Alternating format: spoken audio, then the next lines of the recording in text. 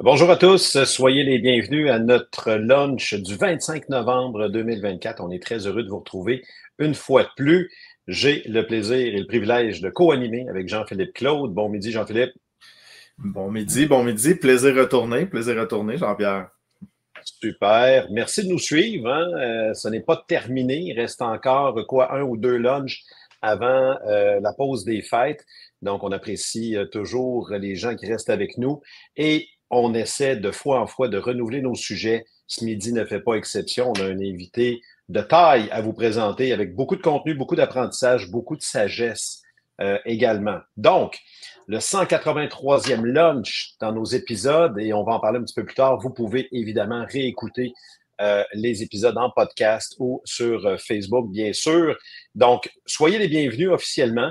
Merci à chacun d'entre vous d'être avec nous, de partager votre soupe, votre sandwich avec nous.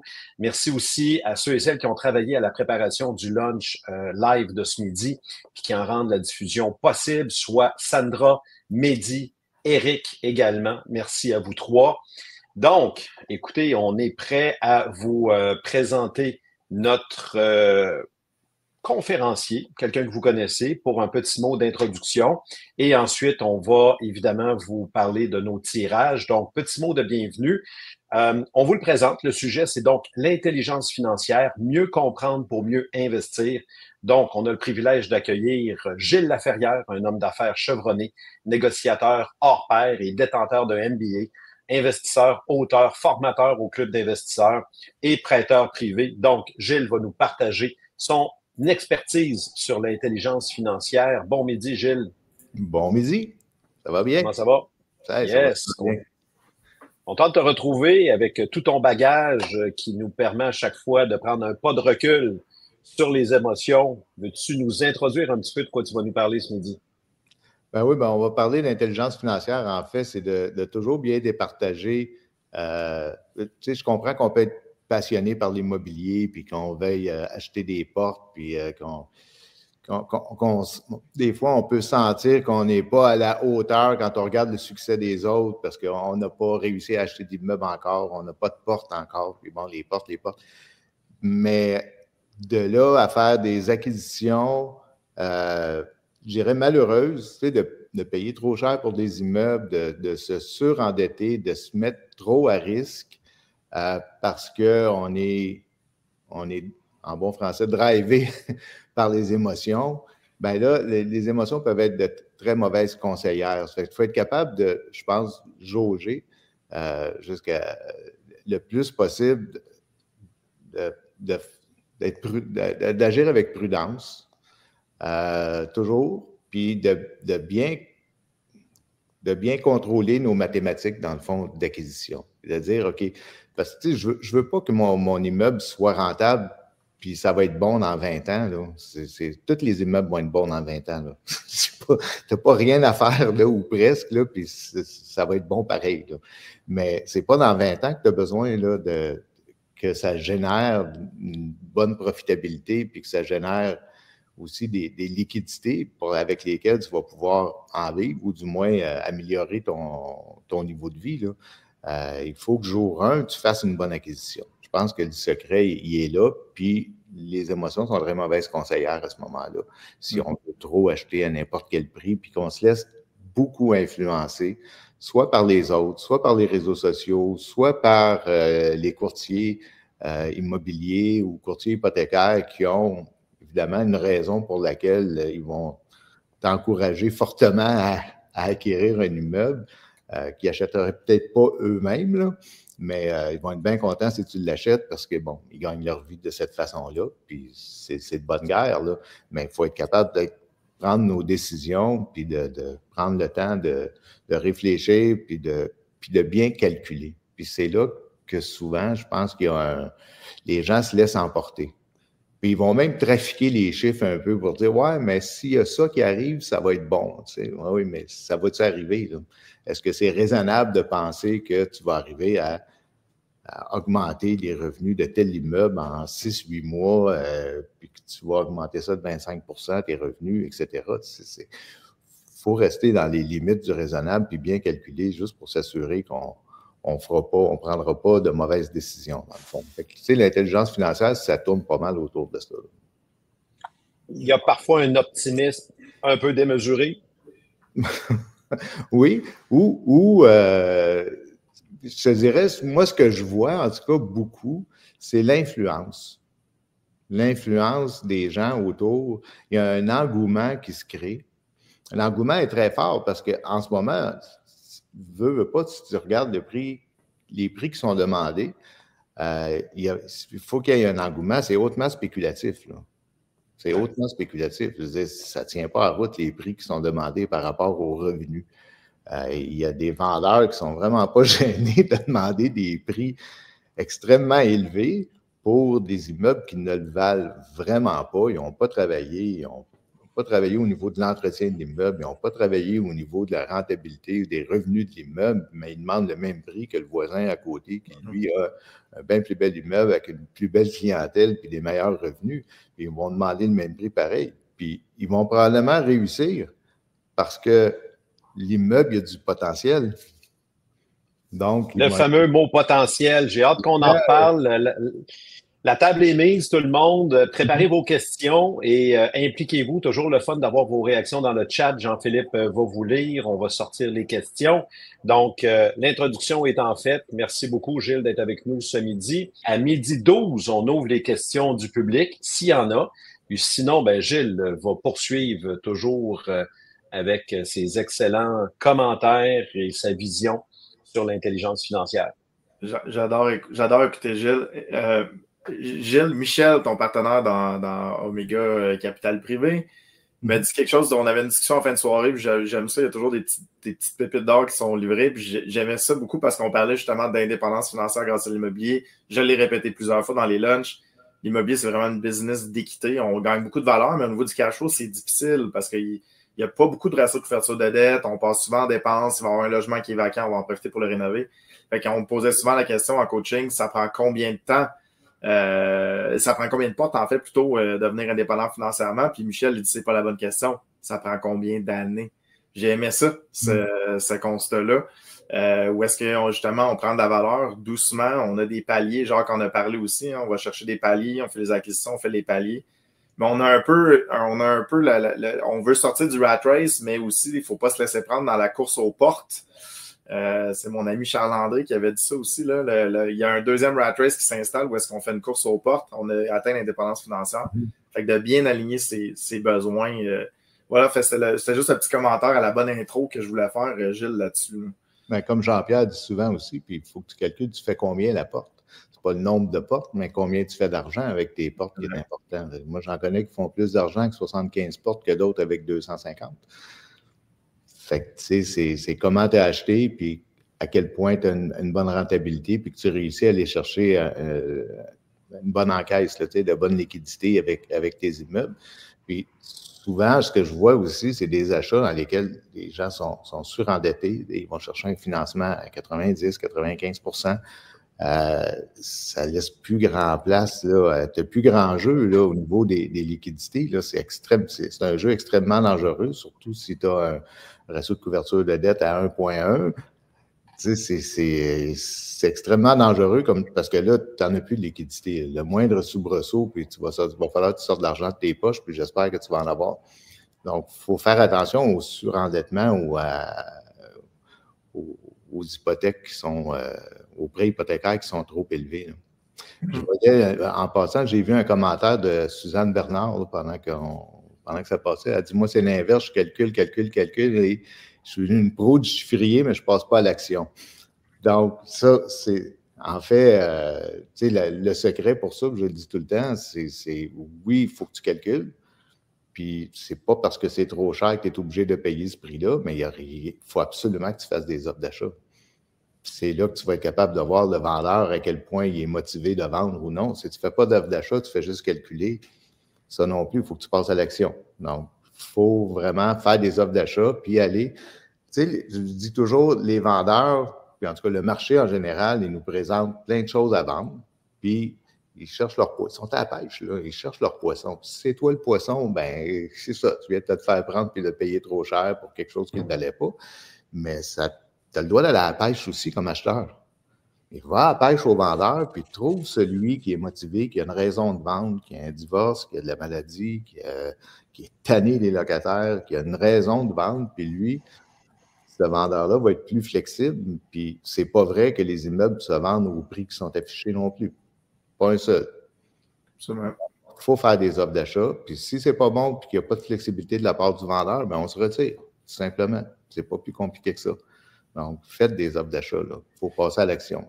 Pour le visualiser, moi, j'imagine se préparer à dribbler avec la rondelle, puis on est devant le but, puis on dribble. On est expert à dribbler, là, puis on tire jamais. C'est bien dur de compter un but. On va être bien bon à dribbler, mais ça se peut que le gardien l'arrête. Je dis ça, on tire, on manque le but. Le gardien l'arrête, mais à un moment donné, on va faire un beau but. Il faut devenir des as de la négociation. Voilà. Là, c'est quelque chose qui se perd. On dirait que les gens se sentent obligés d'acheter à un certain prix, puis que c'est ça qui est le marché, puis c'est le même que ça marche, puis ils se font dire par des courtiers ou par les vendeurs, regarde, c'est comme ça que ça va fonctionner, tu vas visiter la moitié des logements seulement, c'est pas de même que ça fonctionne, etc. Mais laissez-vous pas influencer par ça. Il faut avoir sa façon d'aller au marché, puis développer vraiment des compétences de négociation. Tu vas toujours en avoir le besoin.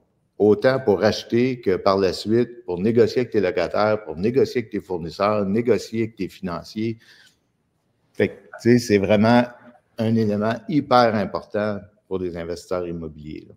Avec des enfants, maintenant, mon cas. Oui, avec les enfants. C'est ça. Jean-Pierre, voulais-tu rajouter quelque chose? Sinon, j'y allais avec la question de Danny. Non, mais c'est beaucoup de sagesse. Puis il y a des gens là, qui pensent que c'est une course contre la montre. Je pense qu'on l'illustre clairement ce midi. Puis on le répète au club, c'est un marathon, c'est pas un sprint. Donc, essayez de vous comparer, effectivement. Faites vos propres choses. Et le coaching, le programme élite, qui est un peu la marque de commerce du club, vous enseigne ce que Gilles fait référence, votre mindset, votre solidité, votre capacité à vous faire une opinion, à négocier, à ne pas être influencé. Ben, c'est ce qu'on cultive, entre autres avec Ray Vincent qui prend soin de notre esprit. Il faut être des guerrières et des guerriers, c'est pas compliqué dans le marché actuel, et se faire confiance. Puis suivez votre ligne directrice. Et comme on l'a dit tout à l'heure, c'est pas un nombre de portes, c'est combien les portes vous rapportent. Et la gestion, on a Gilles avec qui on a coécrit, Yvan, moi, Gilles, le livre Apprenez à mieux gérer. Qu'est-ce que vous faites de votre immeuble après pour aller extraire le maximum de jus? Donc, tout ça rentre en ligne de compte. Puis peut-être, Jean-Philippe, la question de Danny Fizette à midi 18. C'est-tu celle-là, Danny? Midi 12, que constitue un deal pour vous dans le marché actuel? Intéressant. J'aimerais, moi, vous entendre là-dessus, les gars. Gilles? Ben, moi, j'ai aimé ce que quand on discutait un petit peu avant, tantôt, Jean-Philippe, ce qu'il disait, tu sais, il y a deux choses, dans le fond, c'est tu fais ton profit à l'achat. C'est en partant, tu as un deal, puis en plus, il faudrait que l'immeuble ait du potentiel, que tu puisses créer de la valeur encore plus avec cette acquisition-là. Qu'est-ce qui constitue un deal? Bien, paye en bas de la valeur économique, là, paye en bas de ce que la banque est prête à te financer. Si la banque est prête à te financer sur une valeur de 1,5 million, exemple, puis que toi, tu payes 1,3, bien, à ce moment-là, tu es en bas de la valeur économique, donc, en quelque part, tu crées une équité en partant. Tu as déjà une partie de ton travail de refinancement qui est fait, tu vas avoir de l'équité qui dort dans ton immeuble.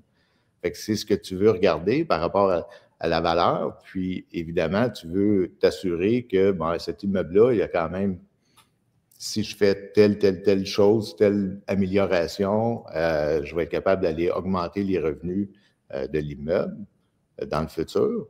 Puis pas nécessairement, puis j'ai besoin de le faire absolument en 3 mois, là, tu sais, au cours des années, parce que les locataires finissent toujours par déménager, là, c'est normal. Donc, tu vas y aller avec une attrition naturelle, là, puis tu vas être capable d'aller augmenter tes revenus, puis au refinancement, dans quelques années, ça peut être 2 ans, 3 ans, ça va dépendre de la capacité ou du type d'immeuble que tu achètes. Il y a des immeubles dans lesquels ça déménage plus vite. Plus les immeubles sont gros, plus les locataires déménagent. Donc, ça déménage plus dans un 24 logements que ça déménage dans un triplex, je peux vous l'assurer. Tu as un taux de rotation très élevé dans des immeubles plus gros. Donc, tu n'as pas besoin de rien forcer, ça va se faire de façon naturelle. Puis là, ben, tu ne veux pas en avoir trop en même temps à faire. Le danger, moi, ce que je vois beaucoup, c'est que les gens achètent des immeubles, ils payent un prix très élevé, mais ils ne calculent pas l'argent qu'ils vont avoir à mettre dans l'immeuble au cours de la prochaine année ou des 2 prochaines années. Mais ça fait partie de tes coûts d'acquisition à quelque part. Si tu prévois que tu vas faire des rénovations importantes pour créer de la valeur, ton immeuble, tu ne le payes pas, exemple, 1 million, tu le payes 1,2 ou 1,3, dépendamment de l'argent que tu vas mettre là-dedans. Ça, c'est ton vrai prix d'acquisition aussi. Il faut que tu le calcules. Puis est-ce que tu vas les avoir, les liquidités, pour mener ton projet à bien si tu es financé au max puis tu n'as plus de marge de manœuvre, là? Fait que c'est ça qu'il faut regarder, tu sais, essayer de planifier le plus possible, dire, bon, ben ça va coûter combien, tout ça? Est-ce que je vais être capable de le faire? Qu'est-ce que ça va générer comme liquidité, cet immeuble-là, au courant des premières années? Parce que c'est probablement le plus gros défi des investisseurs immobiliers, c'est le manque de liquidité qui vient les chercher. Puis j'en parlais tantôt, tu sais, il y a certains investisseurs qui ont des parcs immobiliers d'importance, on parle de plusieurs centaines de logements, puis qui vivent juste de refinancement. Puis, si le refinancement prévu ne rentre pas à la date prévue, là, ça ne va pas bien. Puis, ça arrive là, que soit des prêts à dernière minute sont refusés par la banque se retire. Je l'ai vu encore dernièrement avec certains investisseurs qui ont des centaines et des centaines de portes. Là. Puis là, le fait que écoute, ça vient tout chambouler dans la planification parce qu'ils sont tellement limites au niveau des liquidités que le moindre soubresaut vient tout chambranler, là. Fait que, c'est un jeu dangereux. Fait que c'est toujours, il faut toujours faire attention dans notre gestion de risque à la quantité de liquidité puis de ne pas être surendetté, là. Garder toujours une marge de manœuvre, là. Fait que si cet immeuble-là, tu ne peux pas le refinancer, ben, tu en as au moins un autre qui a encore de l'équité dedans que tu vas pouvoir te débrouiller avec. Mais idéalement, tu veux que tes immeubles génèrent suffisamment de liquidité pour suffire aux opérations, là, puis évidemment aux améliorations que tu veux apporter aux immeubles. Très bien dit, Gilles. Belle gestion. En fait, c'est récompense-risque. Il y a une douce balance qu'il faut aller vérifier, se garder une marge de manœuvre. Puis, Danny, en fait, à ta question, si je peux faire l'ajout personnel, ça a été pour moi une affaire très difficile à établir au départ. C'est quoi une bonne transaction? Je regardais plein d'immeubles, puis je dis, je vais-tu, je vais pas, je vais. Tu sais, j'essayais de penser comme un ingénieur là, avec un gauge go, no go. Tu sais, qu'on passe une pièce, c'est go, on passe pas. Là, je dis, c'est quoi mon gauge go, no go pour une transaction? Puis au final, je l'ai défini pour moi, je l'explique en coaching, il y a plein de définitions différentes pour les gens. Si l'exemple typique, si tu es médecin puis tu veux zéro t'impliquer dans les bâtiments, ben peut-être que là, tu aurais peut-être plus tendance à aller dans le neuf. Si tu es 100% disponible, ben là, peut-être que d'acheter un bâtiment vacant, toujours en intelligence financière, bien sûr, ou est-ce que tu pourrais mettre un petit peu plus de temps dans le bâtiment? Bref, ça peut agir. Mais de mon côté, en fait, c'est de quand est-ce que je vais revoir mes sous? C'est surtout ça que je me pose la question. Fait qu'il y a une combinaison de profit à l'achat versus optimisation dans le bâtiment qui vient jouer. Puis j'ai dit, quand est-ce que je revois mes sous? Quand est-ce qu'on peut rembourser un prêteur, par exemple, comme Gilles?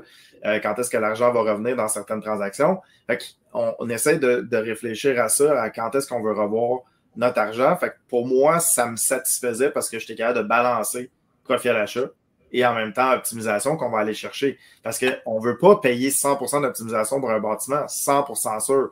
Sauf que ça a une certaine valeur où est-ce qu'on sait mes loyers sont sous-marchands, je sais que je vais avoir une attrition naturelle. Comme on l'a dit, on va avoir à peu près 10% de roulement. Je sais que je vais créer une certaine valeur dans le temps.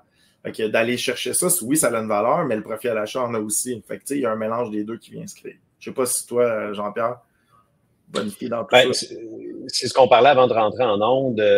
En fait, le coaching, le programme Élite aide à vous donner cette perspective-là. Puis je vois un paquet de questions qui sont répondues dans le coaching en profondeur, qui vont vous donner le recul, la sagesse, qu'on peut peut-être pas nécessairement résumer dans un lunch comme aujourd'hui. Mais effectivement, c'est un mix de tout ce que vous dites. J'espère que les gens, il y en a peut-être qui se reconnaissent là-dedans. Des fois, c'est confrontant. Mais oui, des exceptions, on en trouve. Entre autres, je sais qu'il y avait une question, comment les trouver avec, entre autres, de la prospection hors marché. Et comme Gilles le disait, en s'identifiant comme la solution dans leur vie, vous arrivez au bon moment. Maladie, séparation, retraite, quelqu'un qui quitte le Québec, sa fille va étudier à Toronto, m'en va rejoindre ma fille, je suis tanné, je vends mon dernier 6 logements. Vous arrivez au bon moment. Puis ça, on ne le sait jamais tant qu'on n'a pas approché ces gens-là et qu'on rentre dans un processus avec eux, cultiver les relations. Souvent, ça revient à ça en prospection. Les gens qui ont du succès en immobilier, oui, on parle de briques et de mortier, mais on traite avec des humains. Ils ont été capables d'établir des relations avec des propriétaires qui ne sont pas encore à vendre. L'immeuble n'est pas affiché. Et là, vous arrivez en prospection et vous lui donnez le goût. Il s'était dit peut-être au printemps, mais là, pourquoi pas? Tu me sembles une personne agréable avec qui je veux traiter. Et là, on construit notre relation. Et c'est comme ça qu'on présente l'offre. On lui demande pas combien il veut pour son immeuble. On connaît nos secteurs. On a fait nos calculs. On a visité parce qu'on était tout seul dans la transaction. Et là, vous faites vos calculs en planifiant, entre autres, l'argent qui est à mettre dedans. Ce qu'on vient de parler, Jean-Philippe et Gilles. Ça me fait rire. Hey, je le paye 900, il va valoir 1,5. OK, mais tu mets quoi? 40 000, 50 000 par logement pour le redresser? La clientèle qui est encore là a le droit d'être là aussi. On en parle beaucoup dans le livre sur la gestion. La question qu'on vous répète, si c'était votre mère qui habitait à cet endroit-là. Donc oui, il y a moyen de s'entendre avec les locataires pour qu'ils quittent, pour qu'on puisse optimiser, mais il y a des façons de le faire aussi. Donc, voilà. C'est un gros midi. Il y a du stock ce midi. Il y a du stock, là. J'espère que vous allez le réécouter. Hey, juste un petit exemple de planification qui m'est revenu, messieurs, qui était vraiment un bon exemple. Olivier, qui est un investisseur au club, pour ne pas le nommer, quelque chose comme 300 logements, 100% propriétaires, fait quand même un gros parc immobilier. Il avait juste regardé sa feuille Excel, l'âge de ses locataires, puis il dit, moi, j'ai des locataires de longue date, j'ai une très belle relation et tout. Super. Mais j'ai dit, éventuellement, la vie est la vie. Éventuellement, ils vont quitter pour un foyer ou quitter pour un autre monde, comme on peut dire. Fait qu'il dit, là, j'ai regardé mes liquidités, puis j'ai regardé la prévision de ça, puis j'ai dit, je peux pas rien acheter. Il faut que je rénove ces unités-là qui s'en viennent éventuellement dans une dizaine d'années, par exemple. Fait que je trouvais ça vraiment intéressant comme planification. Exact. Puis là, on veut pas être méchant. Là, je veux dire, tout le monde va mourir, incluant les 3 personnes à l'écran ici. Ça va arriver. Gilles, fait que ça fait partie de la vie. Il faut juste le planifier concrètement dans une entreprise. Fait que je trouvais ça très brillant. Fait que félicitations, Olivier. Je ne vais pas donner le nom de famille parce qu'il ne va peut-être pas être identifié, mais voilà. Ouais. Intéressant. J'ai vu un commentaire passer tantôt. Tu parlais de négociation. Si je disais il faut devenir d'excellents négociateurs, les négociateurs hors pair. Puis c'est quoi un bon négociateur? Puis je reviens un peu à ce que Jean-Pierre disait, dans le fond. Ce que toi, tu veux, c'est pas important. Ce qu'il faut que tu découvres, c'est la personne avec qui tu traites, peu importe que ce soit un vendeur ou un fournisseur ou un locataire, c'est quoi son besoin? Qu'est-ce que tu peux régler? Comment tu peux être un facilitateur, dans le fond, dans la transaction avec laquelle tu es en train de travailler, là. Fait que c'est toujours de découvrir ce que l'autre personne a besoin. Prends l'exemple d'une vente, mais ça peut être une question de date. Il faut que la transaction se fasse avant le 31 décembre. Est-ce que tu es capable d'amener quelque chose qui fait qu'on est capable d'aller faire notre transaction avant le 31 décembre, comme il y a eu plusieurs bonnes transactions qui se sont faites avant le 19 juin, quand le gain en capital, là, le taux sur le gain en capital a changé, là. Fait qu'il y en a qui sont arrivés en facilitateur pour que les transactions se fassent à la date. Fait que là, à ce moment-là, tu as un pouvoir de négociation. Oui, je peux t'amener ça, mais en retour, moi, j'aimerais ça arriver à telle chose. Fait qu'il faut que tu regardes, à un moment donné, c'est qu'est-ce que le meilleur parti que tu peux tirer. Moi, je suis arrivé dans certaines transactions, à un moment donné, où le prix, il y a un prix plancher, à un moment donné, que là, tous les vendeurs ont. Ils n'iront pas en bas de ça. C'est dans leur tête. Essaye pas de négocier plus bas. La transaction va s'arrêter là. C'est que moi, c'est arrivé dans des transactions où j'ai senti que j'avais atteint le prix plancher. Là, tu voyais là, dans le comportement du vendeur. Fait qu'à un moment donné, je suis arrivé à dire, ben écoute, tu sais, suite à la visite des lieux, puis tout ça, il y avait des travaux que je vais devoir faire. Tu sais, il y a encore des panneaux de fusible, admettons, dans l'immeuble, qu'il faudrait changer pour des panneaux disjoncteurs. Puis il y en a la moitié. Fait que sur 34 logements, il y en a 17 dans lesquels il faudrait mettre des panneaux disjoncteurs. Il y a des terrasses, les demi-terrasses, des demi-sous-sols, les espèces de terrasses, tout en train de s'affaisser. Fait que ça, il faudrait que ça soit corrigé. Il y avait des travaux pour probablement, je ne sais pas, 50, 60 000 $. Puis j'ai dit, si tu me fais ces travaux-là avant l'acquisition, à ce moment-là, je vais payer le prix. Fait que j'ai payé 60 000 de moins, on s'entend. Mais je dis, ben, tu vas le vendre d'une façon en disant, ben, tu sais, de ton côté, tu vas pouvoir le passer à la dépense. Fait que ça va baisser un peu au niveau de tes impôts. Fait que c'est une bonne. Puis ça, il n'y avait aucun problème à le faire. C'est le même 60 000, on s'entend, là. Tu sais, mais c'est juste de développer ces espèces de façons de traiter avec les gens, là. J'aime ça ce que tu dis, Gilles, en découvrant ce que l'autre partie veut, on s'adapte. Je me souviens, quelqu'un du coaching, il y a quelques années, il avait approché un vendeur d'un 6 logements qui ne voulait pas vendre parce qu'il voulait accueillir sa nièce qui venait étudier à Montréal et il voulait garder un logement. Ça commençait l'année suivante. Et en creusant, il l'a découvert et il a protégé le prix d'un loyer pendant 3 ans, le temps de faire son bac à l'université. Et ils ont fait une transaction. Donc, il a découvert que c'était ce qui empêchait ce propriétaire-là de passer à l'action. Ah, ben là, j'attends ma nièce qui s'en vient étudier. Pas de problème, monsieur. On est des solutionneurs. Donc, ça a été win-win. Le loyer a été protégé pour 3 ans. Je trouve ça brillant. D'aller plus loin. Gilles, tu le dis si bien là, de savoir ce que la personne veut. Il y a eu un coup de circuit au club, je me souviens pas du nom, de toute façon, il ne voudrait peut-être pas être nommé, une balance de vente de 100% dans l'acquisition du bâtiment. Pourquoi? Parce que le monsieur, il disait, j'aimerais ça avoir ma retraite et un revenu stable, puis je vais avoir le revenu placé à tel pourcent là. Mais la personne au club dit, ben moi, je vais te l'offrir, fais-moi une balance de vente, puis je vais te faire une rente. Fait qu'il a transformé la vente du bâtiment en une rente. Il me rappelle un mois plus tard un appel de coaching. Écoute, il est arrivé un pépin avec la transaction. Je dis, oh non, dis-moi pas que ça a tombé. Il dit, non. Le monsieur m'a rappelé, il m'a dit, ça n'arrive pas tout à fait dans mes paiements de balance de vente. Il me manque un peu d'argent. L'investisseur a eu la brillante idée de dire, est-ce que tu as des fonds supplémentaires parce que je vais te donner de l'intérêt? Fait que non seulement qu'il y a une balance de vente à 100%, mais il a retiré 150 000 de plus pour faire des rentes. Fait que je vous le dis, ça, c'est un 6 logements, là. C'est un 6 logements à Huntsic, à Montréal. Ça se fait. Évidemment, ça, c'est dans l'échelle de ça peut se passer, c'est vraiment loin. Mais d'avoir la mentalité de dire qu'est-ce que tu veux, toi, comme vendeur. Et souvent, c'est pas tout le temps une question, c'est pas toujours, une question d'argent. Fait que d'aller plus loin dans la réflexion. Exact. Très fort, très, très fort. Est-ce qu'on a commentaires, questions dans le chat, Jean-Philippe? Écoute, il y en a plusieurs. On essaie de le garder en intelligence financière. Je ne sais pas, Gilles, s'il y en avait une qui t'avait titillé l'œil en intelligence financière directement. J'étais trop obnubilé par ta présence et ton discours. Je n'ai pas regardé. 150 000. Ouais, c'est comme, j'aime ça les grosses balances de vente de même. On en a eu, hein, pendant que messieurs vous lisez, là, je peux meubler un peu, mais des balances de vente, en fait, soyez pas, peut-être le petit truc, là, une balance de vente, c'est un solde à payer là, pour les débutants. Soyez pas gênés de les demander, mais une fois que la relation est établie, si on rentre tout de suite en je veux une balance de vente, ben là, qu'est-ce qu'on a de l'air? On a de l'air un peu cassé, on a de l'air de ne pas avoir d'argent. Fait que de créer une relation humaine, Gilles t'en parle, puis les meilleurs investisseurs immobiliers vont créer vraiment une relation humaine avec le vendeur. Et souvent, savez-vous quoi? Ces gens-là, ils n'ont même pas besoin d'argent. Ils ont des fois 70, 75 ans. Ils jouent juste le jeu de l'argent avec vous.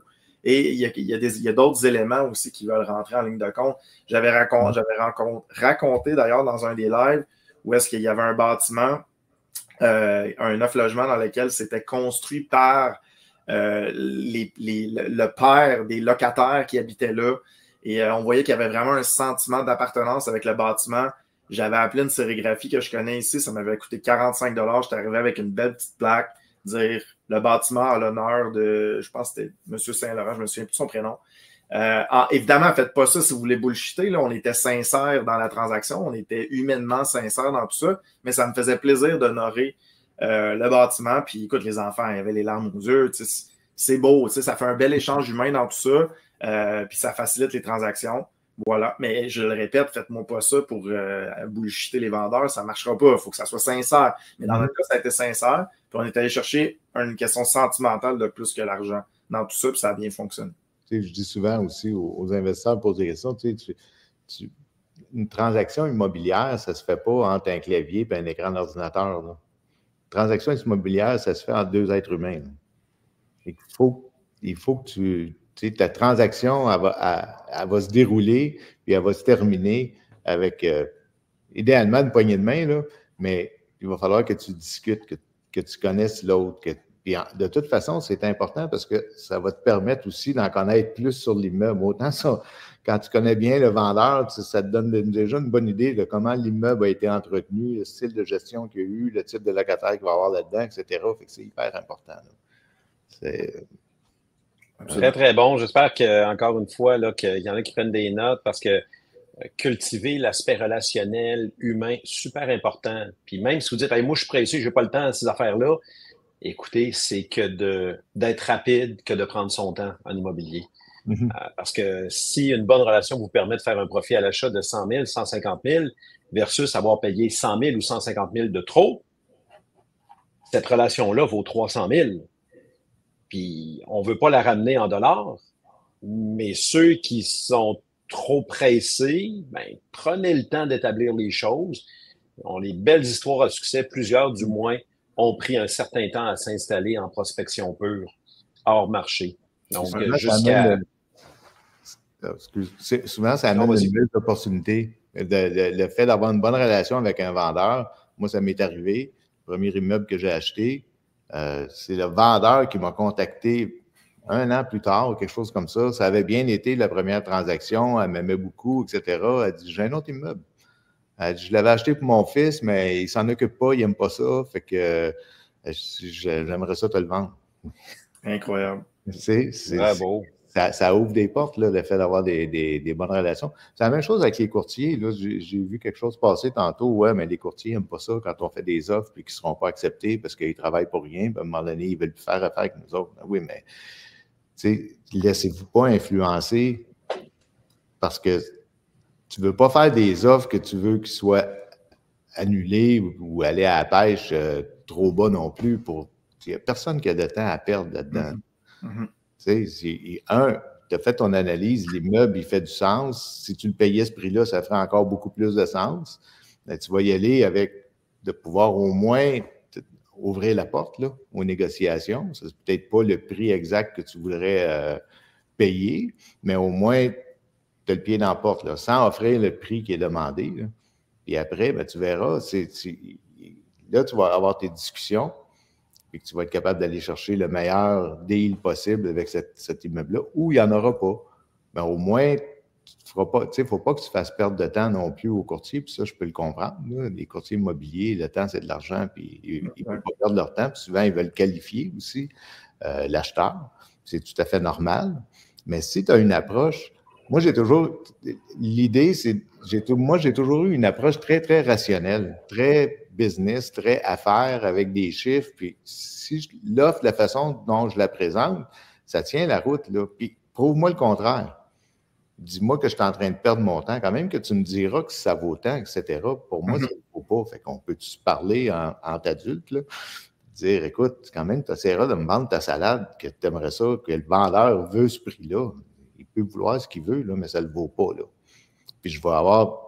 Ça va être appuyé par quelque chose de mathématique.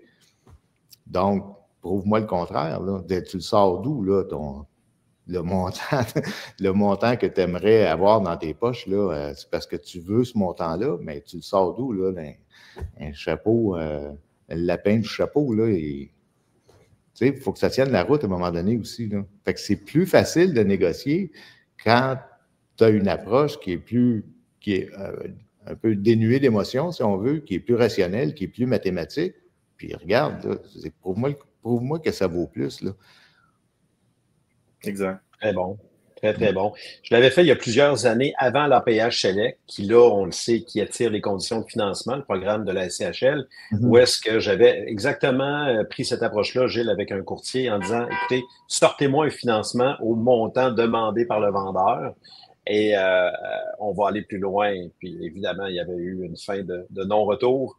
Il y a Dave qu'on salue qui nous dit plus difficile de créer une relation avec le vendeur quand il y a 2 courtiers en guise d'intermédiaire. On parlait vraiment de prospection pure hors marché, Dave.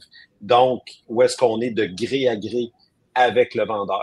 Et là, Gilles vient de parler du marché des courtiers, évidemment, qui fait partie de ce qu'on appelle le soleil d'abondance au club.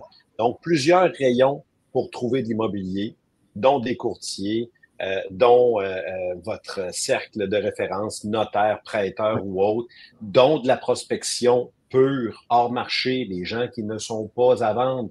Et je vais aller plus loin, des gens qui n'ont pas d'historique au registre foncier. Je comprends qu'il y a d'excellents sites comme Mon Prospecteur ou même JLA qui peuvent créer des alertes, mais là, il y a beaucoup de monde qui les voit présentement.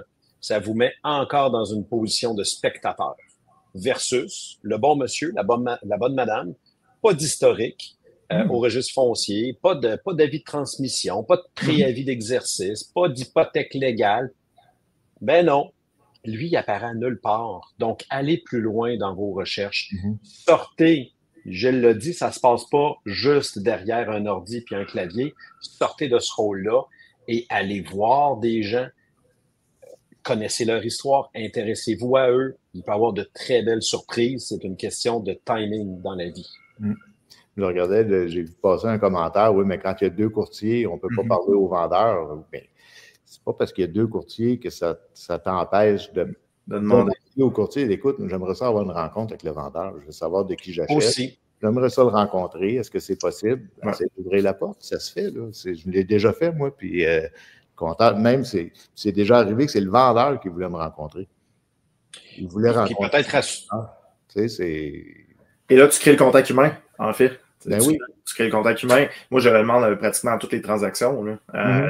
En fait, ça peut arriver que c'est refusé, ça peut arriver que les vendeurs ne veulent pas. C'est la job du courtier, mais ça crée une relation humaine définitivement avec un vendeur. Là. Ça a toute sa valeur. Et rassurer le courtier ou les courtiers, écoutez, vous faites partie de la transaction. De toute façon, légalement, vous devez traiter avec eux dès que vous avez commencé quelque chose, mais c'est pour créer un lien avec le vendeur. Donc, des fois, on peut rassurer les courtiers en disant, écoutez, on veut pas, évidemment, on veut pas et on peut pas vous exclure. C'est dans le but de favoriser la transaction. C'est dans le but que ça aille mieux. Tout le monde. Les mots de la fin à tour de rôle, s'il vous plaît. Est-ce qu'on y va avec Jean-Philippe et on termine avec Gilles? On peut faire ça comme ça. En fait, je voulais finir avec 2 petits points. Un fait cocasse, une relation vendeur aussi que j'ai oublié de mentionner. On a eu une transaction qui a été très longue, très difficile pour des raisons hors de notre contrôle.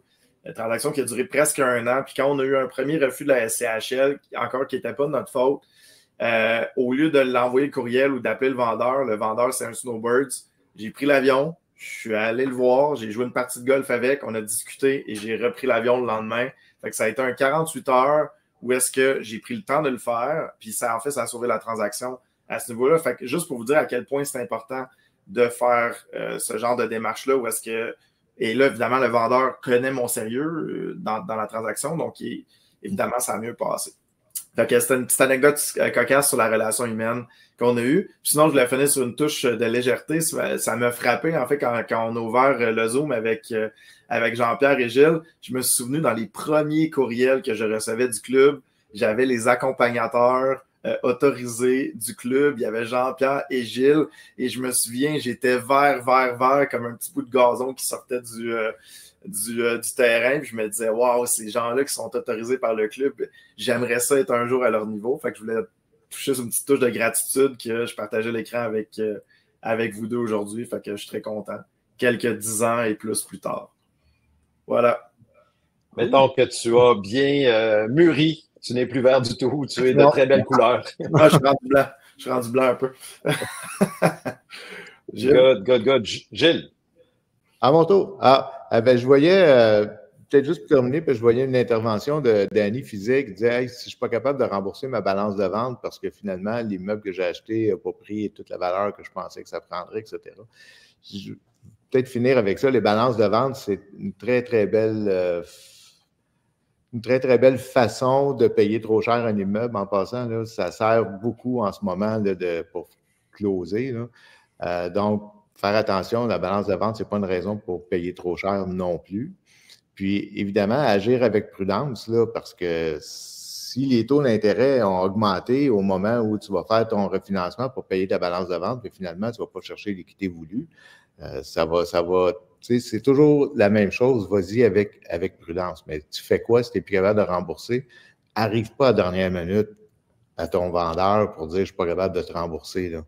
Commence tout de suite à communiquer, avoir une bonne communication, c'est super important. Essaie de trouver un terrain d'entente, peut-être une partie de la balance de vente qui va être possible de rembourser.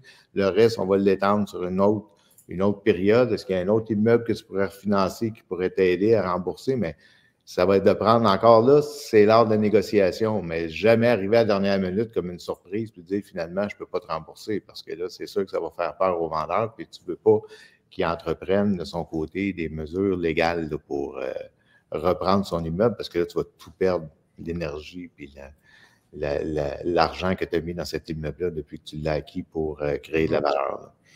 Donc, ceci étant dit, mot de la fin, ben prudence. Toujours agir avec prudence, y aller d'une façon rationnelle, d'une façon mathématique. Les émotions sont importantes, mais les bonnes émotions. Les bonnes émotions, c'est la passion de faire les choses, d'aimer ça, d'en manger de l'immobilier, c'est tout bien correct. C'est des bonnes émotions qui servent à te donner l'élan pour réussir, puis c'est super important. Puis en même temps, ben, il faut être capable de les contrôler, puis d'avoir une approche plus rationnelle quand ça demande une approche plus sérieuse, rationnelle, mathématique, pour s'assurer qu'on fait toujours des bonnes transactions. Voilà. Le côté sucré et le côté moins givré, effectivement. Ah ben c'est parfait. Merci beaucoup à vous deux. Effectivement, beaucoup de stock ce midi, beaucoup de sagesse.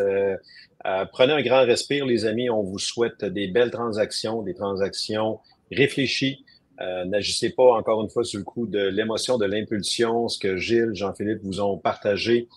Faites attention aux comparaisons. Malheureusement, on est dans un monde où est-ce qu'il y a beaucoup de ça. Votre meilleure comparaison, ça va être avec vous-même, tout simplement. Et la notion de succès n'est pas la même pour chacun. Et Ray Vincent nous dit souvent, qu'est-ce que votre succès si ce n'est que des portes et que vous avez délaissé tout votre équilibre personnel, vos amis, votre famille, vos parents, vos loisirs, vos enfants. Donc, c'est un ensemble de choses. Écoutez, là-dessus, on vous remercie infiniment d'avoir pris le lunch avec nous. Un dernier merci à Sandra, à Mehdi, qui ont travaillé là-dessus sur notre beau lunch de ce midi, à Eric également au niveau marketing, publicité. On vous apprécie beaucoup tous les trois et c'est un rendez-vous. On termine l'année le 2 décembre, la semaine prochaine, lors du 184e épisode. Ça sera avec Yvan Cournoyer, notre président. Jean-Philippe Claude sera de retour pour le dernier lunch immobilier de l'année. Voyez-y, mesdames, messieurs. Merci d'avoir pris le lunch avec nous et de nous faire confiance. À très bientôt. Au revoir.